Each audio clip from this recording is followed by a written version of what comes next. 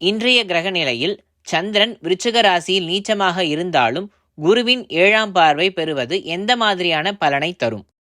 இதுவும் கஜகேஸ்ரீ யோகம் தான். இன்னைக்கு ஏதாவது ஒரு குழந்தை பிறக்கிறதுன்னு வச்சுக்கோங்களேன், காத்தால ஒரு 10 மணிக்கு பிறக்கிறது அப்படின்னா அதுக்கு சூப்பராக கஜகேஸ்ரீ யோகம். ஏன்னா ரிஷப லக்னம் தான் வரும்.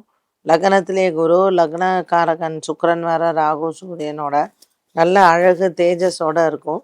குரு சந்திர யோகம் கண்டிப்பாக உண்டு. இப்போ சந்திரன் நீச்சத்தில் இருக்கார்.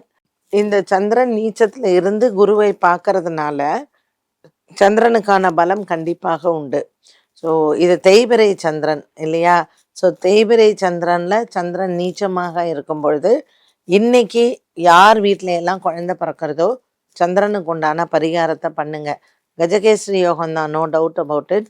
பட் சந்திரன் தேய்பிறை சந்திரன் அண்ட் இன்னைக்கு சந்திரன் நீச்சத்தில் வேற இருக்கார். அதனால சந்திரனுக்கு உண்டான பரிகாரம் இன்னைக்கு பிறக்கிற குழந்தைங்களுக்கு கண்டிப்பாக பண்ணலாம்.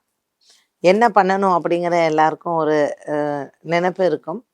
உங்கள் ஜோசியர், நீங்கள் யார், உங்களுக்கு ரொம்ப ஃபேமிலி ஜோசியர் இல்லை என்ன, யார் மேலே உங்களுக்கு நம்பிக்கை அதிகமாக இருக்காளோ அவள் என்ன சொல்கிறாளோ நீங்கள் கேட்டு பண்ணி.